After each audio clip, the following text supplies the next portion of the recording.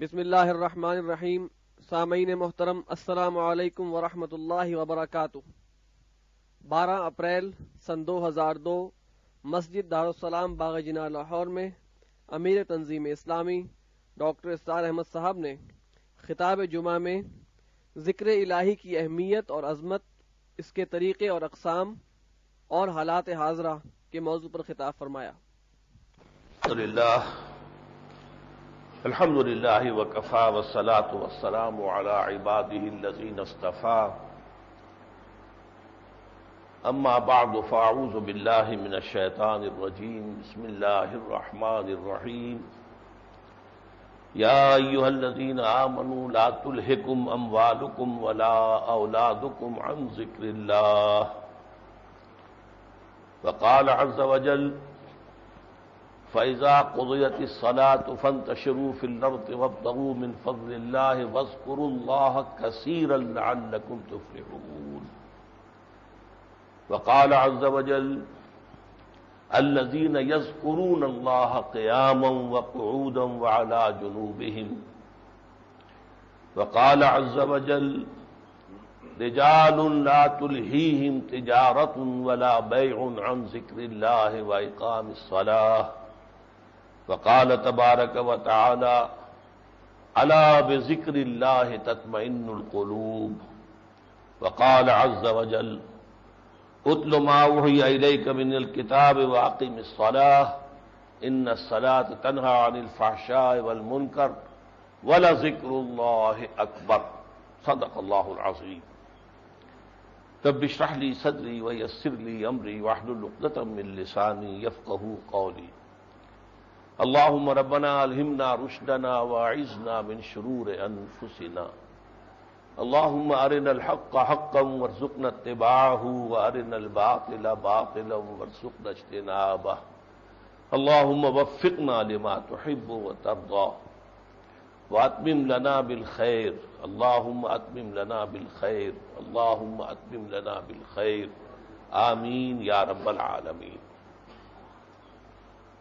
4 جمعوں کے ناغے کے بعد آج یہاں حاضری ہوئی ہے، اور وہ بھی واقعہ یہ ہے کہ ڈرتے ڈرتے ہوئی ہے کہ میں نہیں کہہ سکتا کہ میں یہ کام پورا کر سکوں گا یا نہیں۔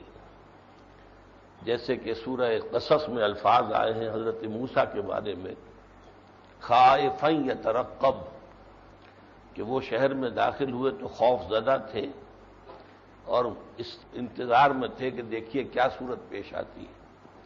تو وہی خائفا یترقبوں کی صورت میں میں آج یہاں حاضر ہوا ہوں۔ ظاہر بات ہے کہ آپ لوگ چاہیں گے کہ میری عدالت کی بھی کچھ نوعیت کا آپ کو علم ہو جائے، اور خاص طور پر چونکہ ہمارا یہ خطبہ جو ہے انٹرنیٹ کے ذریعے سے پوری دنیا میں جاتا ہے، اور بے شمار احباب کے اس دوران میں فون آئے ہیں باہر سے بھی، امریکہ سے، انگلینڈ سے، مختلف ممالک سے، تو اس خطبے کے ذریعے انہیں بھی یہ بات معلوم ہو جائے گی کہ یہ نوعیت کیا تھی۔ مجھے اصل میں پچھلے مہینے جب میں کراچی گیا ہوا تھا تو وہاں ایک وائرس کا حملہ ہوا مجھ پر، اور ہلکی ہلکی کھانسی، اور ایک دن رات کو جو ہے مجھے سانس کی تکلیف بھی ہو گئی۔ اس کا میں نے بہرحال جو علاج معمولی ہے معمول کے مطابق کیا اور اپنا کام جاری رکھا، یہاں آ کر جمعے میں بھی اور جمعے اتوار میں بھی، پھر ایک دن میں تو 3 پروگرام ہو گئے تھے، پھر میں پشاور اور مردان اور اسلام آباد کا بھی دورہ کر کے آیا، تقریریں کرتا رہا۔ اس کے بعد اس کا ریلیپس ہوا، اور یہ ریلیپس جو ہے وہ بہت ہی سخت تھا۔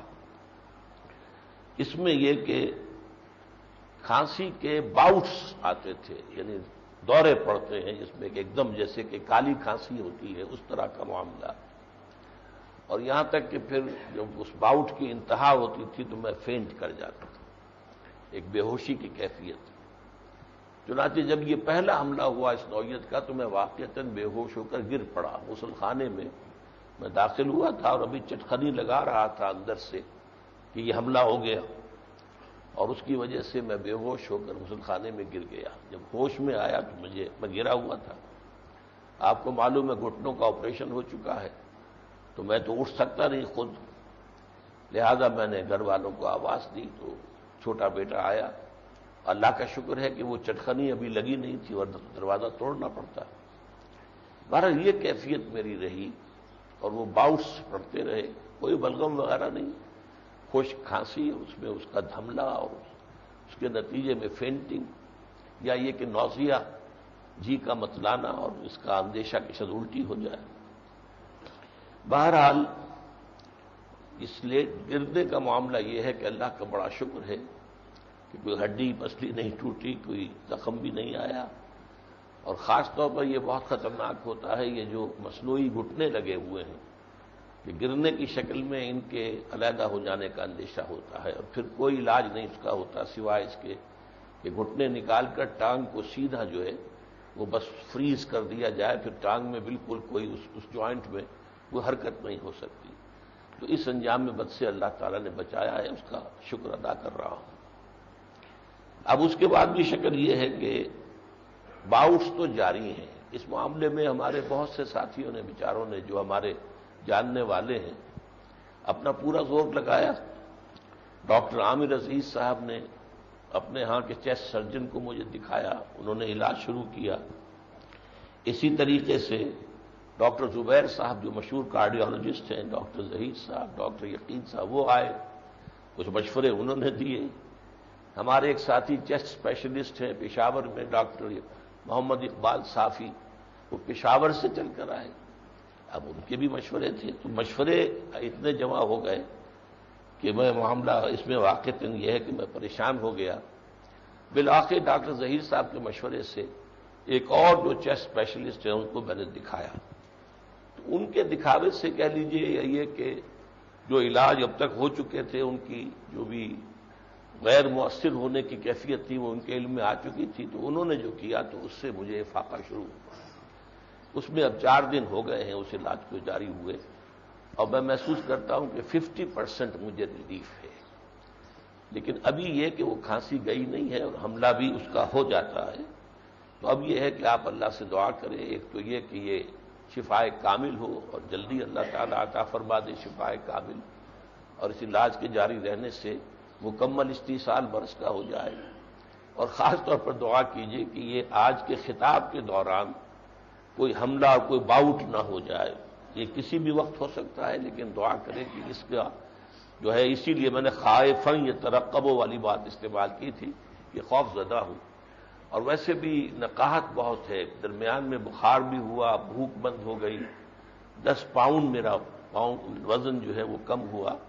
یہ سارے معاملات ہوئے ہیں اس کے ساتھ. لیکن یہ کہ اب میں نے مزید تاخیر، جب 50% اگر افاقہ اللہ نے دے دیا ہے، تو میں نے بھی کہا کہ کم سے کم جمعے کا خطاب جو ہے اس کا آغاز کر دیا جائے. اور آج اگر یہ خطاب میں مکمل کر سکا تو پھر انشاءاللہ تعالی اتوار کے درس کی بھی کوشش کروں گا. اب جو موضوع ہمارے ہاں زیر بحث تھا 4 جمعوں پہلے، آپ کو یاد ہوگا کہ میں نے پہلے تو کئی جمعوں میں حقیقت ایمان پر بحث کی تھی. پھر ایمان کی جو 2 ضدیں ہیں، 2 مخالف ہیں، 2 اینٹونیمز ہیں، قانونی اور ظاہری سطح پر کفر، باطنی اور داخلی سطح پر نفاق. تو کفر تو ظاہر ہے، ازل بن شم سے، اور ہم سے اللہ تعالیٰ نے ہمیں اس سے بچایا ہوا ہے. لیکن نفاق کے بارے میں سمجھنے کی ضرورت ہے. جیسا کہ میں نے کہا کہ صحابہ کرام جلیل القدر وہ بھی اپنے بارے میں اندیشہ رکھتے تھے کہ کہیں ہمارے اندر نفاق تو پیدا نہیں ہو رہا، جن میں کہ حضرت عمر تک کی شخصیت شامل ہے، حضرت حمزہ انصاری اور حضرت عمر رضی اللہ تعالی عنہ، یا کہ شرح مبشرہ. تو اس پر ہماری گفتگو ہوئی، اور میں نے سورہ منافقون کا تقریباً مکمل کا درس دیا 2 جمعوں میں.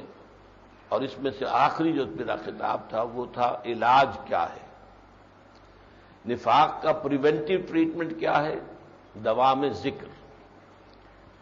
یا ایھا الذین آمنوا لا تلھکم اموالکم ولا اولادکم عن ذکر اللہ. اہل ایمان، تمہیں تمہاری اموال اور تمہارے اولاد اللہ کے ذکر سے غافل نہ کر دیں. نفاق سے بچنے کی صورت کیا ہے کہ ہر وقت ذکر موجود رہے، دوام ذکر. دوام اسی کو کہتے ہیں، تسلسل ہو، مسلسل ہو، ہر وقت ہو، ہر آن. تو یہ جو ہے معاملہ، اس کو میں آج ذرا مزید تفصیل سے بیان کرنا چاہتا ہوں، اگرچہ جو 4 جمعے گزرے ہیں تو 2 جمعوں میں عزیزم عاقب سعید نے اگلی صورت جو ہے سورۃ تغابن، یعنی نفاق کے مقابلے میں جو ایمان ہے اس کی وضاحت آپ حضرات کے سامنے کی۔ بعد کے 2 جمعوں میں میرے دوسرے اور 2 رفیق جو ہے وہ یہاں انہوں نے خطاب کیا، مجھے معلوم نہیں ان کے موضوعات کیا تھے، لیکن میں وہیں سے اپنی بات کا آغاز کر رہا ہوں جہاں پہ کہ آخری جمعے میں بات ہوئی تھی۔ تو ذکر کو خاص طور پر میں چاہتا ہوں کہ اس کے بارے میں چونکہ بہت سے مغالطے ہیں، اس لیے میں چاہتا ہوں کہ ذرا اختصار کے ساتھ آج آپ کے سامنے رکھوں کہ ذکر اصل میں کہتے کسے۔ یہ میں نے بیان کیا تھا عربی کے اندر اس کی ڈیفینیشن کیا ہے ذکر کی۔ ذکر کیا ہے؟ استحضار اللہ فی القلب، دل میں اللہ کو حاضر کر لینا، دل میں، صرف زبان پر نہیں، دل میں اللہ کو حاضر کر لینا، استحضار اللہ فی القلب۔ اب یہ کہ یہ کام باہر سے نہیں ہوتا، اصل میں وہ ایمان دل کے اندر موجود ہوتا ہے، دل میں روح ہے، اور روح کیا ہے؟ یسألونک عن الروح قل الروح من امر ربی، وہ امر رب جو ہے انسانی قلب کے اندر موجود ہے، لیکن اس کی بڑی گہرائی میں ہے۔ یہ جو ہمارے صوفی شاعر نے کہا ہے کہ دل دریا سمندروں ڈونگے، کون دلاندیاں جانے ہوں، یہ سلطان باہو کے ایک نظم کا جو ہے قصہ ہے۔ تو یہ دل جو ہے، یہ ایک چھوٹا سا دل جو اتنا نظر آتا ہے، یہ تو دل اور ہے، جو دل روحانی ہے وہ بہت عمیق ہے، اور اس کی اصل گہرائی میں روح ربانی موجود ہے۔ وَنَفَخْتُ فِيهِ مِن رُوحِي۔ عام حالات میں یہ ڈورمنٹ رہتی ہے، ہماری توجہ دنیا کی طرف ہے، دنیا کے مسائل کی طرف ہے، معاشیات ہیں، بیماریاں ہیں، مسائل ہیں، بچوں کے داخلے ہیں، تعلیم ہے، اس میں ہم مگن ہیں، گم ہیں، لہذا ادھر ہماری توجہ ہی نہیں ہوتی۔ تو ادھر توجہ کو مبذول کرنا اور اس کو ڈورمنٹ جو شے ہے اسے ایکٹیویٹ کرنا، اسے زندہ کرنا اور اسے گہرائیوں سے ابھار کر شعور کی سطح پر لے آنا، یہ ہے در حقیقت پروسیس ذکر کا۔ اس میں پھر لفظ آیت آتا ہے کہ آیات کیوں کہا گیا؟ قرآن مجید کے جملے جو ہیں، یہ الفاظ ہیں، وہ آیت ہے اللہ کی، یا یہ آسمان اور زمین اللہ کی آیات ہے، سورج اور چاند اللہ کی آیات ہے، دن اور رات اللہ کی آیات ہے۔ یہ کیوں ہے؟ اس لیے کہ آیت کے ذریعے سے کوئی شے یاد آتی ہے، نشانی کے ذریعے سے کوئی شے آپ بھول گئے تھے، اس کی نشانی آپ کے سامنے آئی، فوراً وہ چیز یاد آ جائے گی۔ اسی طریقے سے وہ اصل میں تو ہے، اندر ہے، آپ بھولے ہوئے ہیں اسے، آپ اس کی طرف سے آپ کی توجہ جو ہے وہ ہٹی ہوئی ہے، تو ان آیات کے ذریعے سے اس کو جگانا مقصود ہے، آپ کی توجہ ادھر کرنا ہے۔ تو یہ ہے اصل میں ذکر۔ ذکر کی عظمت کیا ہے؟ ذکر کی عظمت سب سے بڑی کیا ہے؟ الا بذکر اللہ تطمئن القلوب۔ یہ اس دنیا میں رہتے ہوئے انسان کے لیے جو پریشانیاں، مسائل، 100 طرح کے دو کوفت ہوتی ہے لوگوں کے لیے، اور ہر طرح کے دکھ ہے، ان سب سے سکون کے ساتھ گزر جانا، یہ ذکر کی سب سے بڑی عظمت اور سب سے بڑی اہمیت ہے۔ دل مطمئن، دل مطمئن جو ہے، جس کو کہ پھر کہا گیا ہے یا ایتھا النفس المطمئنہ ارجعی الی ربک راضیۃ مرضیہ۔ تو یہ جو نفس مطمئنہ انسان کو حاصل ہوتا ہے، اس کے لیے کیا چیزیں ضروری ہیں؟ انسان راضی برضائے رب رہے۔ اب یہ آپ سورہ تغابن میں پڑھ چکے ہیں، یہ عزیزم عاقب سعید اس کی تفصیل بیان کر چکے ہیں۔ توکل ہو صرف اللہ پر، جو شے آئے ہر شے من جانب اللہ ہے، اور اللہ کے ہاتھ میں خیر ہے۔ مجھے بری لگ رہی ہے یہ بات، لیکن اس میں یقیناً کوئی خیر ہے میرے رب کی طرف سے۔ تو تسلیم و رضا، توکل، اللہ تعالی ہی کی اطاعت، صبر، یہ ساری چیزیں جب پیدا ہو جاتی ہیں تو چونکہ وہ ایمان مجمل جو ہے وہ دل میں موجود تھا، اللہ پر ایمان، ایمان مجمل صرف اللہ پر ایمان کا نام ہے. آمنت باللہ کما ہوا باسمائہ و صفاتہ وقبلت جمیع احکامہ اقرار باللسان و تصدیق بالقلب.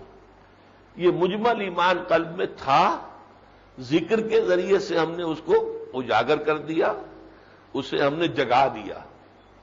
یہ بہت میرے بچپن کے زمانے کی بات ہے، ایک فلمی گانے کے الفاظ تھے، لیکن یہ کہ یہ الفاظ جو ہیں معاش جو ایک عام طور پر جو باتیں ہوتی ہیں ان کی گہرائی کے اندر غور کیا جائے تو بعض جگہ پر بڑی حقیقت بھی ہوتی ہے کہ تم ہی نے مجھ کو پریم سکھایا، سوئے ہوئے ہردے کو جگایا. ہردہ کہتے ہیں دل. میرا دل سویا ہوا تھا، اس کو تم نے جگا دیا ہے. تو ہمارا دل سویا ہوا ہوتا ہے، اس میں روح جو ہے ڈورمنٹ ہے، سوئی ہوئی ہے. اس روح کو جگا دینا، اسے ایکٹیویٹ کر دینا، یہ ذکر کا مقصد ہے. اور جب یہ ہو گیا تب اطمینان ہی اطمینان ہے. ای الفریقین احق بالامن ان کنتم تعلمون الذین آمنوا ولم یلبسوا ایمانہم بظلم اولئک لہم الامن وہم مہتدون. پھر امن ہی امن ہے. ایمان بنا ہی امن سے. یہ میں نے شروع میں جب ایمان پر گفتگو شروع کی تھی آپ کو بتایا تھا کہ اس کا جو روٹ ہے وہ امن ہے اور اس کا حاصل امن ہے. امن کسے کہتے ہیں؟ لا خوف علیہم ولا هم یحزنون. لا خوف علیہم ولا هم یحزنون قرآن میں کتنی مرتبہ آیا ہے. لا خوف علیہم ولا هم یحزنون. نہ انہیں کوئی خوف لاحق ہوگا نہ کوئی حزن ہوگا. حزن کس چیز پر ہوتا ہے؟ کوئی واقعہ ہو گیا، کیوں ہو گیا؟ ایکسیڈنٹ ہو گیا، کیوں ہو گیا؟ نہیں ہونا چاہیے تھا، غصہ ہے یا اس کے اوپر رنج ہے؟ نہیں. حزن سے اللہ کی مرضی تھی، جو ہو گیا ٹھیک ہے. آپ کا ایک ہی بیٹا ہو، جوان ہو، وہ آپ کے سامنے فوت ہو جائے، ٹھیک ہے، اللہ کی دی ہوئی شے تھی، لے لیے. اس میں کوئی نالا و شیون ہاں ہے فلک پیر جوان تھا ابھی عارف، کیا تیرا بگڑتا جو نہ مرتا کوئی دن اور. نہیں، جو اللہ کا، وہ جو اللہ کا تھا اللہ نے لے لیا. اس پر کوئی افسوس اور رنج نہ ہو. ہلکا سا کوئی تاثر تو ہوتا ہے انسان پر، اس سے زیادہ نہیں. تو یہ معاملہ جو ہے صبر اور توکل، یہ اس ذکر کے ذکر الہی کا نتیجہ ہے. اور امن سے بڑی دولت کوئی نہیں. مشکلات ہوں، مصائب ہوں، نامساعد حالات ہوں، ہر طرح کی پیچیدگیاں ہوں، لیکن دل آپ کا جمع ہوا ہے. جو کچھ ہو رہا ہے باہر ہو رہا ہے، لیکن اندر سے آپ جو ہے پرسکون ہیں. چٹان کے مانند ہے کہ کوئی ہوا اور آندھی جو ہے اس کو ہلا نہیں سکتی. اب میں عرض کر رہا ہوں جو اہم تر جو ہمارے ہاں مغالطے ہیں وہ اصل میں ہے ذکر. ہم سمجھتے ہیں ذرائع ذکر کو. ذرائع ذکر کون کون سے ہیں اور ان میں ترتیب کیا اہمیت کے اعتبار سے؟ اہم ترین ذریعہ ذکر جو ہے وہ القرآن. اس لیے کہ قرآن مجید اس کو الذکر کہتا ہے. انا نحن نزلنا علیک الذکر لتبین للناس ما نزل الیہم. انا نحن نزلنا الذکر وانا لہ لحافظون. یہاں تک کہ کفار بھی جب کہتے تھے تو قرآن مجید کے لیے لفظ ذکر لائے. یا ایھا الذی نزل علیہ الذکر انک لمجنون. ہے وہ شخص جس کا خیال ہے اس پر ذکر نازل ہو رہا ہے، تم تو مجنون ہو، پاگل ہو گئے. یہ تو تمہارے حواس مختل ہو گئے ہیں، اس سے تمہیں کچھ نظر آنے لگا ہے، کچھ سننے لگے ہو. یہ ہیلوسینیشن سے. یا ایھا الذی نزل علیہ الذکر انک لمجنون. خود اللہ نے فرمایا ذکر لک ولقومک. اے محمد صلی اللہ علیہ وسلم یہ قرآن آپ کے لیے بھی ذکر ہے اور آپ کی قوم کے لیے بھی ذکر ہے. اس اعتبار سے سراپا ذکر قرآن حکیم. اس سے بڑا ذکر اور کوئی نہیں. تلاوت قرآن بشرطے کہ وہ سمجھ کے ساتھ ہو، ٹھہر ٹھہر کر ہو، ترتیل کے ساتھ ہو اور اس کے اوپر غور ہو رہا ہو. یہ نہیں کہ آپ فرنٹیئر میل کی سپیڈ سے پڑھتے چلے جا رہے ہیں، اس کا کچھ حاصل نہیں.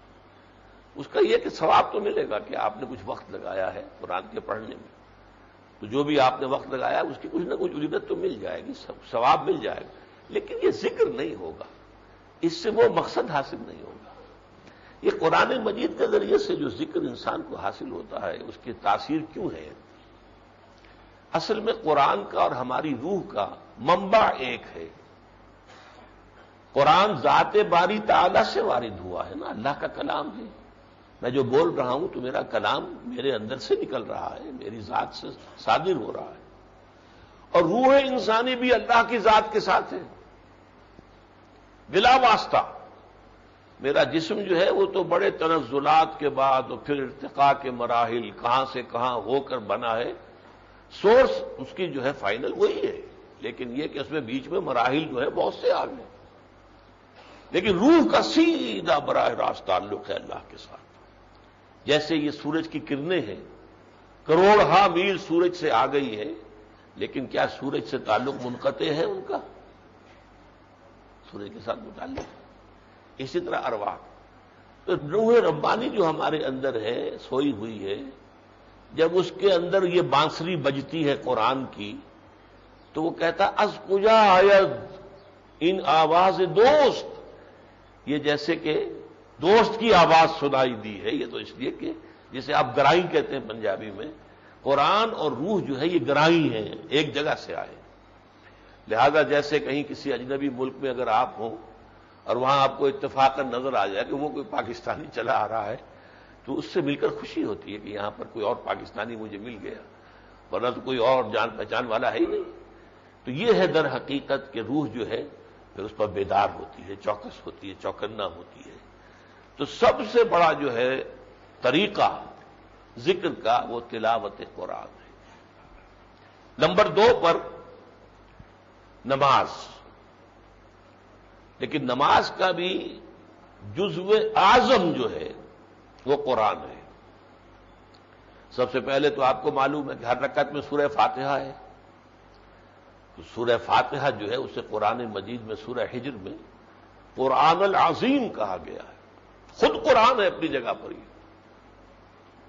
وَلَقَدْ آتَيْنَاكَ سَبْعًا مِنَ الْمَثَانِي وَالْقُرْآنَ الْعَظِيمَ، اتنی عظیم سورت کہ جو نہ کسی رسول پر اس سے پہلے نازل ہوئی، نہ کسی نبی پر نازل ہوئی سوائے قرآن کی۔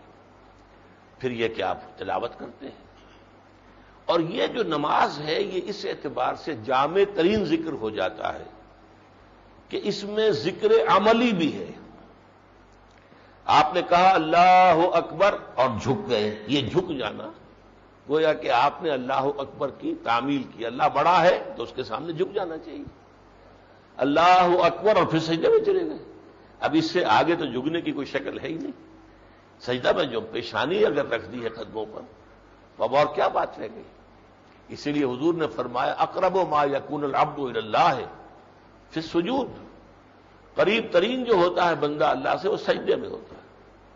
اس لیے کہ ہمارے اور اللہ کے درمیان جو حائل ہے وہ ہماری انا ہے، میں، میری خواہش، میرا فیصلہ، میری رضا، میری سوچ، میرا فلسفہ، یہ میں تو ہے اصل سے جس نے مارا ہوا ہے۔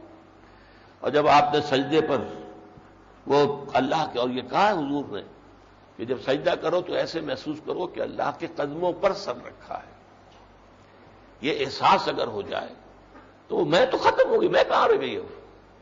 جب آپ نے اپنا ماتھا ہی ٹکا دیا قدموں میں اللہ کے تو پھر میں ختم ہو گئی۔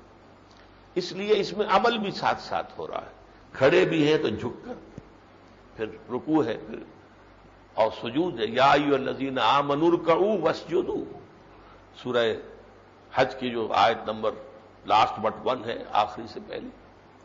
اس اعتبار سے جو ہے قرآن مجید میں اس اعتبار سے جامع ترین آیت جو ہے سورہ عنکبوت کی ہے، اور اس سے 21واں پارہ شروع ہوتا ہے۔ اتل ما اوحی الیک من الکتاب واقیم الصلاۃ ان الصلاۃ تنہی عن الفحشاء والمنکر ولذکر اللہ اکبر۔ اب دیکھیے اس میں قرآن کا بھی آ گیا، اتل ما اوحی الیک من الکتاب، اے نبی تلاوت کرتے رہیے، تلاوت کرتے رہیے۔ اور نبی کے ذریعے سے اصل میں تو حکم ہمیں دیا جا رہا ہے۔ نبی تو سراپا قرآن تھے، مجسم قرآن تھے، پھر بھی ان سے ایسی مشقت کرائی گئی کہ قم اللیل الا قلیلا نصفہ او انقص منہ قلیلا او زد علیہ ورتل القرآن ترتیلا، کیسی کیسی مشقتیں کرائی گئی۔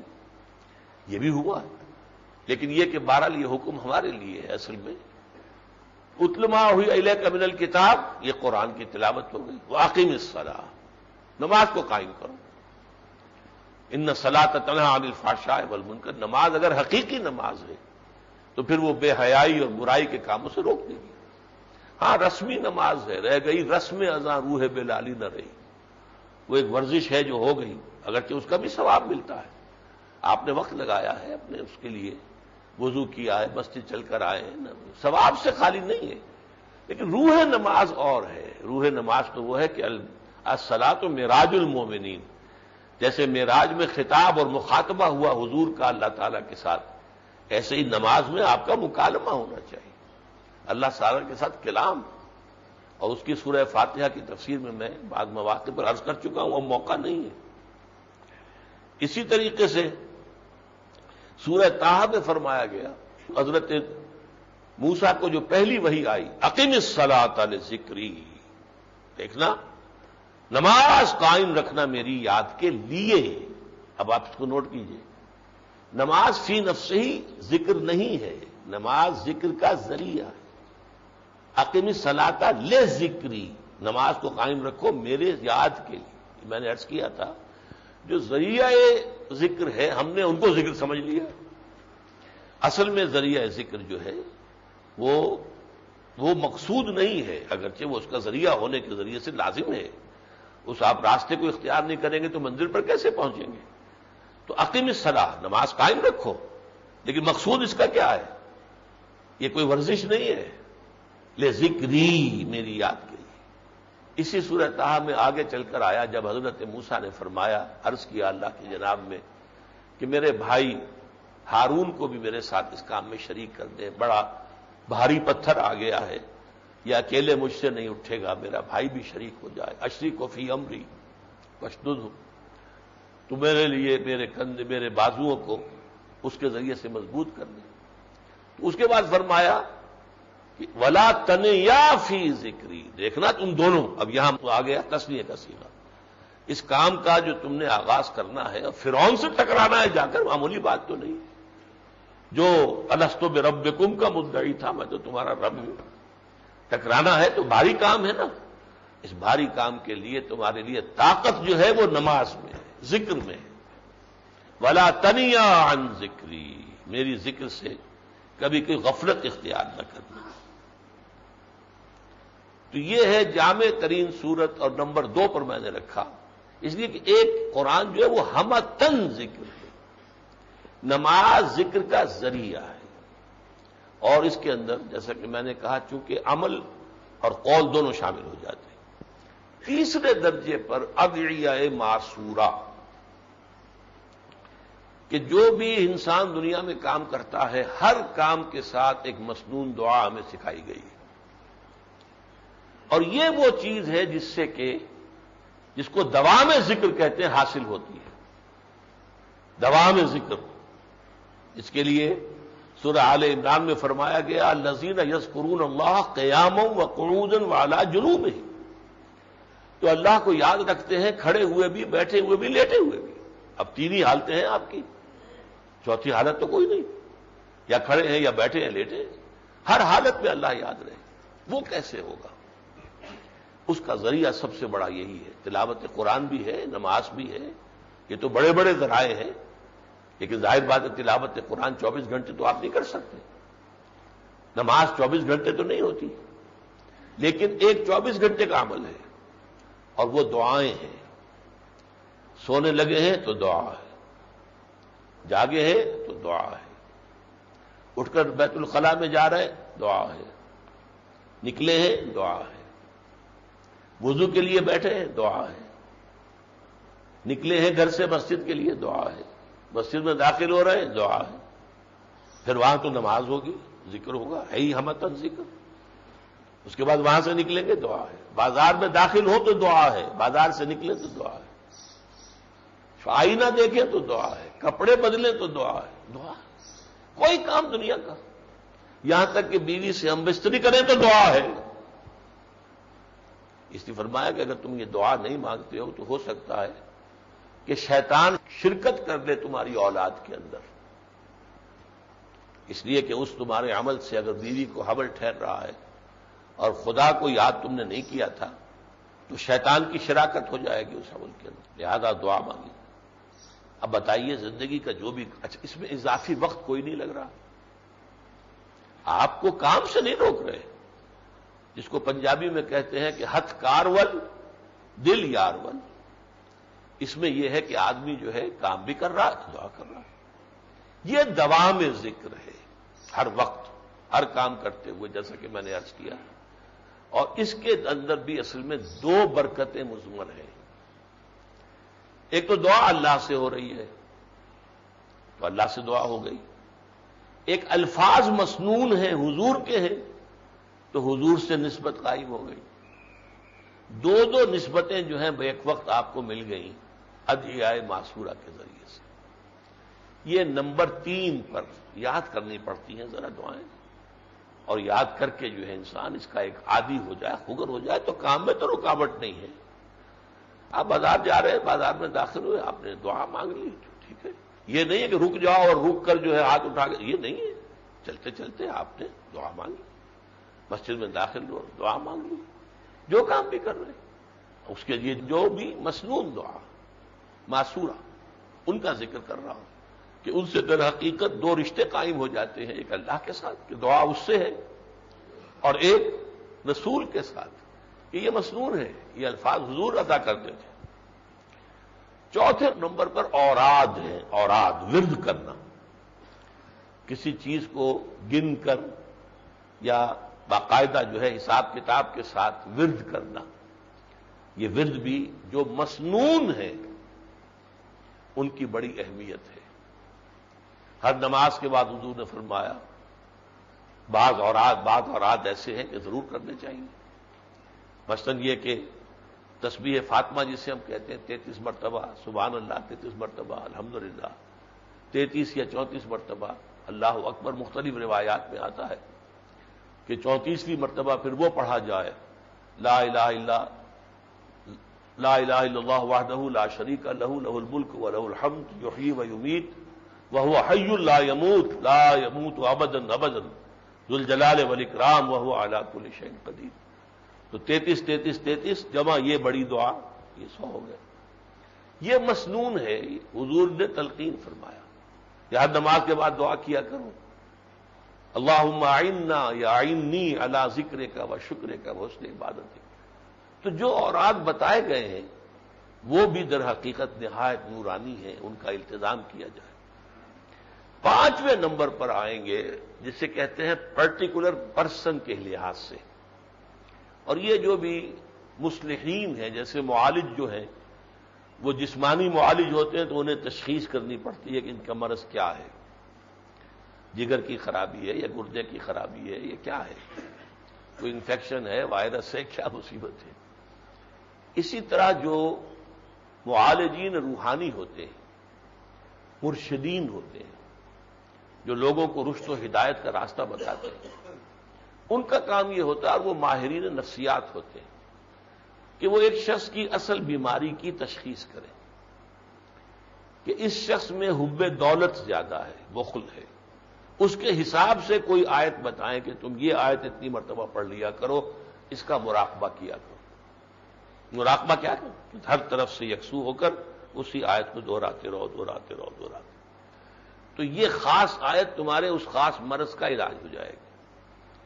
اس طریقے سے پرٹیکولر پرسنز کے لیے پرٹیکولر طریقے کا کوئی ذکر اگر کوئی شخص واقعی اللہ والا ہے وہ اگر تجویز کرتا ہے تو وہ بھی مفید ہے. تو یہ 5ویں نمبر پر. اصل میں اگر یہی چیز رہ جائے، اب جیسے ہمارے ہاں ہے ذکر کا کیا مطلب ہے، یہ ذکر نقشبندی ہے، اس کا یہ طریقہ ہے، سارا ذکر ان کے ہاں بس اسی میں رہ گیا. یہ ذکر جو ہے یہ قادریوں کا ذکر ہے، یہ ذکر جو ہے لسان سے ہے، یہ ذکر قلب سے ہے. یہ اپنی جگہ پر یہ چیزیں جو ہے 5ویں نمبر پر آ کر یہ ہمارے بڑے بڑے جو لوگ تھے جو کہ معالجین تھے روحانی، انہوں نے اپنے تجربوں سے کچھ چیزیں لوگوں کے لیے تجویز کی تھی، لیکن انہیں 5ویں نمبر پر رکھے. انہیں اولیت دے دی گئی تو آپ نے تلپٹ کر دیا، کانورس ہو گیا، ریشو پروپورشن ختم ہو گئی. اولن قرآن، ثانین نماز، ثالثاً ادعیہ معصورہ، زندگی کے ہر کام کے ساتھ جو دعائیں ہیں جو حضور سے منسوب ہیں اور جو مسنون ہیں، اور پھر اوراد.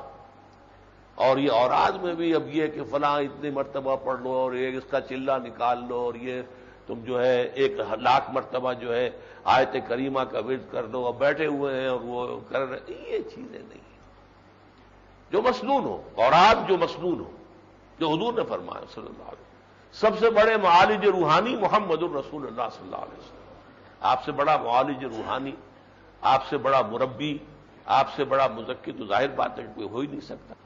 اگر اس معاملے میں اس کو ترتیب کو بدل دیا جائے یا اس کی ریشو پروپورشن کو بدل دیا جائے تو پھر یہ ہے کہ یوں سمجھیے کہ معاملہ وہ ہو جائے گا کہ خلاف پیمبر کسے رہ گزید، کہ ہرگز بمنزل نہ خواہد رسید، جو کوئی بھی پیغمبر کے راستے سے ہٹ کر چلنا چاہے گا تو چاہے کتنا ہی مخلص ہو وہ منزل تک نہیں پہنچے گا۔ راستہ محمد کا صلی اللہ علیہ وسلم، سنت آپ کا، منہاج آپ کی، طریقہ کار آپ کا۔ بہرحال اس موضوع پر میں اس وقت صرف اتنا ہی کہوں گا کیونکہ کچھ مجھے باتیں حالات حاضرہ کے بارے میں بھی عرض کرنی ہے۔ اس کے ضمن میں یہ ہے کہ چونکہ یہ میں نے اختصار کے ساتھ بیان کیا، مجھے اتفاقاً مجھے تو یاد نہیں، تقریریں ہزاروں کی ہیں۔ اب یہ یوں سمجھیے کہ سن 65 سے جو ریگولر معاملہ چل رہا ہے تو ہزاروں تقریریں، ہزاروں کیسٹ۔ تو پرسوں مجھے ایک صاحب ملنے آئے، انہوں نے کہا میں نے آپ کا ایک کیسٹ سنا، حقیقت ذکر۔ میں نے کہا کیا اس نام سے بھی کوئی کیسٹ موجود ہے؟ میرے علم میں نہیں تھا۔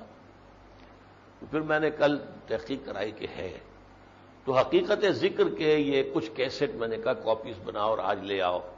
تو جو کچھ میں نے عرض کیا ہے اگر اس سے دلچسپی پیدا ہوئی ہو تو اندیشہ یہ ہوتا ہے یہاں سے نکلے اور ذہن سے نکل جائیں گی، بات کہاں یاد رہتی ہے۔ تو وہ کیسٹ آپ لیجئے، اسے بار بار سنیے تاکہ یہ حقیقت ذکر جو ہے اس کی اچھی طریقے سے آپ کو سمجھ بھی آ جائے اور آپ اوروں کو بھی وہ بات سمجھا سکیں اور دلیل کے ساتھ سمجھا سکیں۔ جہاں تک حالات حاضرہ کا تعلق ہے تو جیسا کہ آپ نے اعلان میں پڑھا ہوگا، سب سے پہلے مشرق وسطیٰ کے حالات۔ اب فلسطین میں جو کچھ ہو رہا ہے، ایتھنک کلینزنگ کا آغاز ہو گیا ہے۔ اصل میں اب اسرائیلی اور یہودی جو ہیں اس پر تل گئے ہیں کہ جس طرح بھی ہو اب ان کے کمر توڑ دیں گے اور ان کے اندر ریزسٹنس کے لیے کوئی طاقت باقی نہیں چھوڑیں گے۔ پھر یہ ہمارے کمی کاری ہو کر رہنا چاہیں تو رہیں، ورنہ ان کو ختم کر دیا جائے۔ اور اس معاملے میں چونکہ امریکہ سرپرست ہے، اس حوالے سے انہیں کسی کا خوف نہیں، عالم عرب کا انہیں خوف نہیں۔ اب تو بلکہ ایک صاحب نے کا بیان تھا کسی دنیاوی بڑے لیڈر کا کہ اسرائیل کے جو ایٹمک میزائل ہیں ان کی زد میں سارے عرب ممالک کے بڑے بڑے شہر موجود ہیں، 100 سے زیادہ ایٹم بم اس کے پاس جمع ہے۔ وہ تو اس وقت یوں سمجھیے کہ ہٹلر بھی نہیں سمجھتا تھا اپنے آپ کو اتنا کچھ طاقتور جتنا کہ ہما طاقتور جو ہے اپنے آپ کو شہرون سمجھ رہا ہے۔ یہ بات جو ہے، اور ادھر صورت کیا ہے کہ عالم عرب بھی اور عالم اسلام بھی بس اپیلیں اور اپیلیں بھی کس سے؟ امریکہ سے۔ امریکہ ہی تو سرپرست ہے، اور اس کی حالت یہ ہے اسرائیل کی کہ امریکہ اب بار بار کہہ رہا ہے وڈرا کرو، وڈرا کرو، وڈرا کرو، ناؤ فوراً کرو۔ مجال نہیں سن رہے، خوف نہیں کسی کا۔ انہیں تو ظاہر بات ہے کہ عرب ممالک کا تو خوف سرے سے ہے ہی نہیں۔ انہیں پتا ہے اگر جنگ چھڑ گئی تو یہ تو ہمارے لیے بہترین موقع ہوگا گریٹر اسرائیل قائم کرنے کا۔ اردن بیچارے کی کیا حیثیت ہے، عراق کی کیا حیثیت ہے، لبنان کی کیا حیثیت ہے، سعودی عرب کی بھی کیا حیثیت ہے اس کے مقابلے میں۔ اب ایٹمک ہتھیاروں کے مقابلے میں کیا کریں گے یہ؟ ویسے بھی کہ جو کنونشنل وارفیئر ہے اس کے اعتبار سے بھی اس کے پاس بہت بڑی مشینری جمع ہے، مصر کہاں مقابلہ کر سکتا ہے؟ تو گریٹر اسرائیل کا موقع کیا پتا اللہ تعالیٰ کی، کیونکہ یہ تو معلوم ہے احادیث کے ذریعے سے ایک مرتبہ تو وجود میں آئے گا اور وہی گریٹر قبرستان پھر بنے گا ان کا۔ پوری دنیا کے یہودی وہاں آ جائیں گے، ابھی تو تھوڑے سے آئے ہیں، 30-35 لاکھ ہے کل، جبکہ کل یہودی دنیا میں جو ہے 1,30,00,000 ہے۔ تو ان سب کو جمع کرنا ہے، اس کے لیے جگہ چاہیے۔ اب وہ سیٹلمنٹس جو کرتے ہیں اس کے اوپر اعتراض کرتے ہیں تمام جو عرب ہیں اور جو فلسطینی ہیں، اعتراض امریکہ بھی کرتا رہا ہے، لیکن یہ چلتے رہے اپنی مرضی پر، انہوں نے کسی کی سنی نہیں ہے۔ اور حالات جیسا کہ میں نے عرض کیا آپ سے کہ اس وقت جو ہے انہیں خطرہ اگر کبھی تھا تو صرف پاکستان سے تھا۔ یہ 1967 میں بن گوریون نے کہہ دیا تھا پیرس میں، 1967 کی جنگ میں جو عظیم فتح حاصل کی تھی، اس لیے کہ مصر سے پورا سینائی کا علاقہ لے لیا تھا، گولان ہائٹس جو ہیں وہ شام سے لے لیے تھے، یہ ویسٹ بینک پورا کا پورا شرق اردن سے لے لیا تھا، سارا لے لیا تھا۔ تو جو عظیم فتح ہوئی تھی تو وہ تو سمجھتے ہیں کہ در حقیقت اس سے عظیم تر فتح ہمیں اب دوبارہ حاصل ہو جائے گی، اس لیے انہیں تو فوج کا انہیں کوئی ڈر نہیں۔ ہاں ڈر تھا، اس نے کہا تھا تو ہمیں پاکستان سے، حالانکہ اس وقت تک پاکستان ایٹمک طاقت نہیں تھا، پھر بھی اس نے کہا تھا کہ ہمیں ڈر ہے تو پاکستان سے۔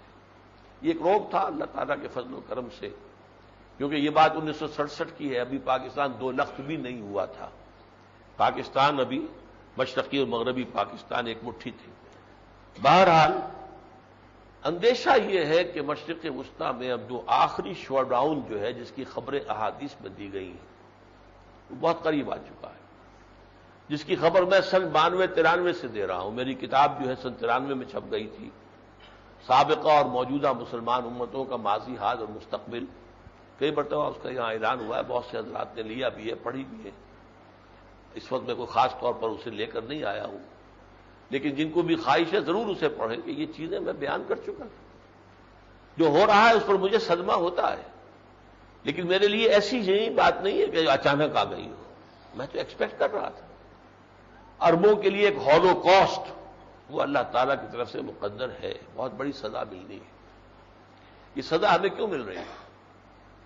ہم نے آزاد ہونے کے بعد بھی کسی ایک ملک میں اللہ کے دین کو قائم نہیں کیا، اپنا قبلہ رکھا یا واشنگٹن یا ماسکو، عراق ہے تو ماسکو کی طرف، شام ہے تو ماسکو کی طرف، مصر ہے تو ماسکو کی طرف، سعودی عرب ہے تو واشنگٹن کی جیب میں، اور فلاں جو ہے امارات ہیں تو وہ واشنگٹن کی جیب میں، اور موراکو ہے تو واشنگٹن کی جیب میں ہے۔ کسی کا قبلہ ماسکو، کسی کا قبلہ واشنگٹن، تو سزا، اور یہی حال ہمارا بھی ہے، لیکن وہ ہم سے زیادہ مستحق ہیں سزا کے اس وجہ سے کہ ان کے پاس اللہ کا کلام ان کی اپنی زبان میں موجود ہے۔ ہم کلام اللہ مانتے ہیں قرآن کو، لیکن ہمارے لیے تو قرآن کو سمجھنے کے لیے عربی زبان کی کھکھیڑ موڑ دینی پڑتی ہے، ورنہ صرف تلاوت کر لیا فارغ ہو گیا، اللہ اللہ خیر سے۔ ان کی مادری زبان میں ہے، ان میں سے محمد تھے صلی اللہ علیہ وسلم، تو اس لیے جو مقام اللہ نے انہیں دیا تھا، جن کے رتبے ہیں سوا ان کی سوا مشکل ہے، پھر ان پر سختی بھی اللہ تعالیٰ کی طرف سے زیادہ ہوتی ہے۔ بہرحال ہو سکتا ہے کہ اب وہ جنگ قریب آ چکی ہو، اللہ عالم۔ ایک جنگ کے بارے میں حدیث میں الفاظ آتے ہیں کہ مسلمانوں میں سے 999 فی ہزار شہید ہو جائیں گے۔ آپ نے فرمایا کہ فتح تو ہو جائے گی مسلمانوں کو آخر میں، لیکن یہ کہ اس میں کتنے قتل عام ہوگا کہ ایک باپ کے 1000 بیٹے ہوں گے، یعنی ایک بڑا جس کے پوتے اور یہ مل ملا کر، اور ان میں سے 999 جو ہیں وہ شہید ہو چکے ہوں گے، صرف ایک بچے۔ ایک ایسی جنگ ہونی ہے، اللہ نہ کرے کہ وہ قریب آ چکی ہو۔ بہرحال اس سلسلے میں ہم کیا کر سکتے ہیں پاکستان والے؟ اصل رول ہمارا تھا اللہ کی طرف سے، اسی لیے اللہ نے اسرائیل کے قیام سے 1 سال پہلے، 9 مہینے پہلے پاکستان کو قائم کیا۔ اگست 47 میں پاکستان آیا اور جون 48 میں اسرائیل قائم کیا، اسرائیل کے توڑ کے لیے، اور اس کو اسلام کا گھر بنایا، اسلام کا قلعہ بنایا۔ ہمارا حال کیا ہے؟ ہم بھی اسلام کو اسی طرح دھوکہ دے رہے ہیں، اسلام کے ساتھ فراڈ کر رہے ہیں، اسلام کے ساتھ جو ہے منافقت برت رہے ہیں۔ ابھی تک ہم نے اسلام یہاں نافذ نہیں کیا، اور اب جو صورتحال ہے، جو شخص اب یہاں پر حکمران ہے اور جو اب 5 سال کے لیے مزید حکمرانی، اور حکمرانی ہی نہیں، وہ تو ارتکاز طاقت پوری، وہ تو کہتے ہیں کہ میں یونٹی آف کمانڈ کا قائل ہوں۔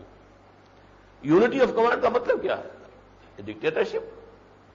ایک شخص کے ہاتھ میں سارے اختیارات ہونے چاہیے، نیچے جو بھی ہو کھیل کھیلو، الیکشن لڑو، آ جاؤ، ایم پی اے بن جاؤ، ایم ایل اے بن جاؤ، لیکن تمہارا کہا تمہارا فیصلہ آخری نہیں ہوگا، آخری فیصلہ میرا ہوگا۔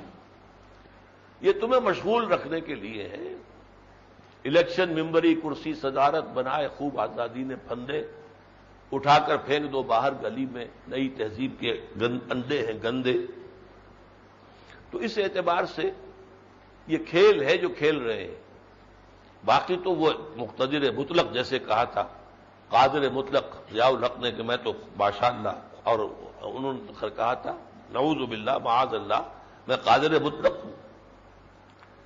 بہرحال جہاں تک ان کی شخصیت کا تعلق ہے، میری پہلے بھی رائے تھی اور اب وہ رائے اور پختہ ہو گئی۔ وہ یہ ہے کہ یہ شخص جو ہے پاکستان کے ساتھ تو مخلص ہے، چاہتا ہے کہ پاکستان مضبوط ہو، مستحکم ہو، خوشحال ہو، یہ دل سے چاہتا ہے۔ اس کی اصلاحات میں سے بھی بعض جو ہیں، جو کارنامے اس نے گنوائے ہیں اپنی تقریر میں 9 اپریل کے، تو ان میں سمجھتا ہوں کہ بہت زیادہ مبالغہ نہیں ہے، حقائق پر مبنی چیزیں ہیں۔ Give the dual is due, ہمیں تو چاہیے نا، حق کی بات کرنی چاہیے، چاہے وہ ہمارے خلاف پڑ رہی ہو، چاہے وہ ہمارے دشمنوں کے حق میں جا رہی ہو، لیکن یہ کہ بات حق کی کرنی چاہیے۔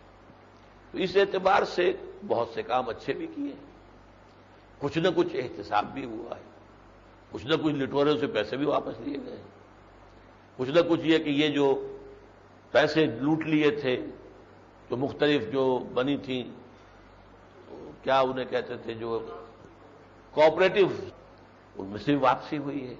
یہ کام ہوئے ہیں۔ باقی یہ کہ جو کام انہوں نے بالکل غلط کیا ہے، جو اسلام کے خلاف کیا، اسے ہم کہتے ہیں، اور وہ ہے عورتوں کی آزادی اور عورتوں کو میدان میں لانا، اور 33% ان کے لیے جو ہے ان تمام اداروں کے اندر نمائندگی لازم کر دینا، یہ اسلام کے خلاف ہے۔ تو اسلام کے خلاف بات کو ہم اسلام کے خلاف کہیں گے، لیکن یہ کہ جو بھی دنیا کا اس وقت کا رواج ہے، جو بھی دنیا کا چلن ہے، جو بھی اس وقت عالمی تہذیب اور تمدن ہے، یہ اس کے ساتھ چل رہے ہیں، اور اس کے ساتھ چلتے ہوئے چاہتے ہیں کہ پاکستان مضبوط ہو جائے، اس کے ساتھ چلتے ہوئے معیشت کو سہارا دینا چاہتے ہیں۔ IMF اور ورلڈ بینک سے تعلق توڑنے کو تیار نہیں ہے، سود کو ختم کرنا جو ہے اس کا وہ سب سوچ بھی نہیں سکتے۔ 1 سال کی مہلت مزید لے لی تھی، 5 سال کی اور لے لیں گے، ان کے ہاتھ میں ہے ساری شے، وہ جو چاہیں گے وہ کروا لیں گے۔ لیکن جو اصل پہلو ہے جو میرے لیے تکلیف دہ ہے، جو مستقبل کے اعتبار سے اس ملک کے لیے بھی انتہائی افسوسناک اور خطرناک ہے، وہ یہ ہے کہ یہ خالص سیکولر آدمی ہے۔ اگرچہ اب چونکہ انہوں نے سیاست کے میدان میں قدم رکھا ہے تو تھوڑی سی منافقت شروع کر دی ہے، اس لیے کہ یہاں میدان میں پاکستان کی سیاست کے میدان میں آ کر کچھ نہ کچھ منافقت کیے بغیر بنتی نہیں ہے، بادہ و ساغر کہے بغیر۔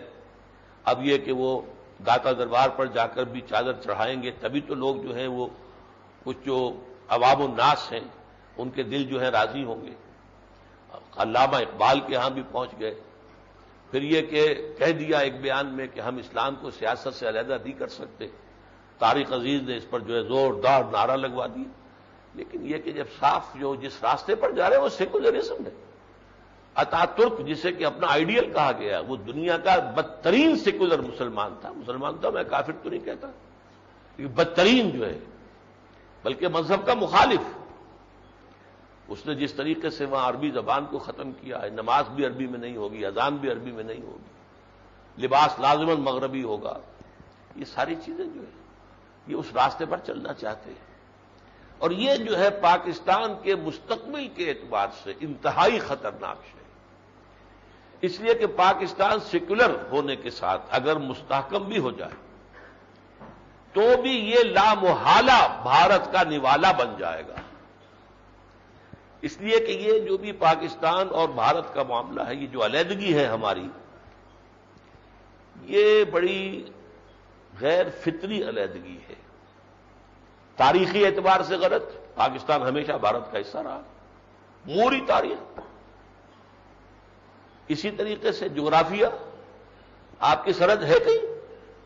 کوئی نیچرل باؤنڈری ہماری ہے ہی نہیں، بھارت کے ساتھ ہے تو افغانستان کے ساتھ ہے کہ 4 درے ہیں، باقی اور جگہ سے تو کوئی، یہاں تو ہر انچ کے اوپر جو ہے فوج جو ہے ادھر سے ادھر داخل ہو سکتی ہے، کوئی بارڈر ہمارا ہے ہی نہیں۔ وہ تو ہندوؤں نے ہی جو ہے باڑ کھڑی کر دی ہے اور لائٹیں بھی لگا دی ہیں، تو پتہ چلتا ہے کہ یہاں پاکستان ختم اور بھارت شروع ہو گیا. ہم تو یہ بھی نہیں کر سکتے. اس کا تشخص صرف اسلام کے ساتھ ہے. تاریخی اعتبار سے، جغرافیائی اعتبار سے، ثقافتی اعتبار سے. اب آپ بسنت بنا رہے ہیں کس شان و شوکت کے ساتھ. اس دفعہ تو کچھ دیوالی کا بھی سلسلہ کہیں کہیں شروع ہوا دیکھا گیا، کہیں ہولی کی بات بھی سننے میں آئی. ساری باتیں ہو رہی ہیں. یہ سارے جو بھی ہیں تہوار ہندوؤں کے وہ ہم نے اختیار کر لیے. پنجابی زبان کیا کہنے، ادھر بھی پنجابی ادھر بھی پنجابی. اور زبان بہت بڑا ذریعہ ہوتا ہے کہ جو جوڑتا ہے لوگوں کو. تو ثقافتی اعتبار سے اسی لیے میں نے کہا یہ جو ہے جس طریقے سے کہ کوئی بڑی رو ہوتی ہے، بڑی مچھلی چھوٹی مچھلی کو نگل جاتی ہے. اگر آپ کا نظام بھی وہی ہے تو ظاہر بات ہے بڑی مچھلی آپ کو نگل جائے گی. آپ کا ریزون دیت جو ہے وہ ختم ہو جائے گا. کہ وجہ جواز کیا ہے سوائے اسلام کے اور کوئی نہیں ہے. ہر اعتبار سے بھارت جو ہے پاکستان اسی پر زور دے رہے ہیں بھارتی دانشور. بھئی کس لیے تم علیحدہ ہو گئے ہو؟ تمہارا سیاسی نظام وہی ہے جو ہمارا ہے، اگرچہ تم اس کو لے کر چل نہیں سکتے، ہم چل رہے ہیں. تمہارے یہاں فوج آ جاتی ہے بار بار، لیکن تھوڑا بہت عرصہ بار 55 سال میں 20-25 سال تو ضرور ایک خاص طور پہ اس نظام الیکشن یہ ہے وہ ہمارا ہے، ہم اسے لے کر چل رہے ہیں. تمہارا سارا معیشت کا نظام سود پر ہے، ہمارا بھی. بینکنگ نظام تمہارا ہے، ہمارا بھی. سارا معاملہ وہی. تو کاہے کے لیے علیحدگی، کاہے کے لیے، کس کام کے لیے؟ یہ بات جو ہے جو واقعتاً جو ہے اصل میں ایک لاجک ہوتا ہے، ایک منطق ہوتی ہے کسی چیز کی. اسی پر میں نے ایک اشتہار کل شائع کیا ہے، آپ نے شاید دیکھا ہو، نوائے وقت میں تو آ گیا ہے. جنگ والوں نے لینے سے انکار کر دیا ہے. یہ اللہ کا شکر ہے کہ آج ڈان نے مان لیا ہے وہ شائع کر دے گا، تو شاید کل یا پرسوں وہ ڈان میں آ جائے تاکہ انگریزی پڑھنے والے لوگ جو ہیں ان کے سامنے بھی وہ نقطہ نظر آ جائے. بہرحال اب فوری مسئلہ جو ہے وہ ریفرینڈم کا ہے. اس ریفرینڈم کے بارے میں دیکھیے 2-3 باتیں جان لیجیے. نہ تو یہ کوئی حرام شے ہے مباحات میں سے. نمبر 2 یہ کہنا کہ یہ دستور کے خلاف ہے، اس کو ظاہر بات ہے کہ کوئی وکیل، کوئی قانون دان وہ زیادہ یقین کے ساتھ کہہ سکتا ہے. یہ ضرور ہے کہ ریفرینڈم کا، اس نوعیت کے ریفرینڈم کا ذکر نہیں ہے، لیکن یہ کہ وہ اس کے خلاف ہے یہ ٹیکنیکل ایشو ہے. تو جو لوگ بھی مخالف ہیں انہیں جانا چاہیے عدالت کے اندر ثابت کریں کہ یہ اس کے خلاف ہے دستور کے، اس لیے اس کو بند کریں. اگرچہ اس کے بعد پھر بھی راستہ ہے. دستور میں ترمیم کا وہ کہتا ہے میرے پاس حق ہے، اگر تم ثابت بھی کر دو گے دستور کے خلاف ہے تو میں دستور میں شامل کر دوں گا. چلو ساری طاقت اس کے بعد ہے، تم کیا کر لو گے؟ اس اعتبار سے یہ تو اب یقینی ہے کہ یہ ہونا ہی ہے، ہو جائے گا. مخالفت کرنے والے جتنی چاہے مخالفت کر لیں، اگرچہ مجھے امید نہیں ہے کہ مخالفت کرنے والے اتنی طاقت فراہم کر سکتے ہیں. جیسا کہ اب پوری سرکاری مشینری جب لگی ہوئی ہو تو جو جلسہ ہوا ہے لاہور میں ویسا جلسہ ہو سکتا ہے. سیاسی جماعتیں اپنے بل پر تو ویسا جلسہ نہیں کر سکتی. چاہے کہا ہے انہوں نے ARD والوں نے جہاں وہ جلسہ کریں گے ہم بھی کریں گے، لیکن یہ کہ وہ تو فرق نمایاں ہو جائے گا. یہ بھی میں جانتا ہوں کہ اب ریفرینڈم جو ہوگا وہ بھی اسی طرح کا ہوگا جیسے جلسہ ہوا ہے. ساری سرکاری مشینری لگی ہوئی ہوگی.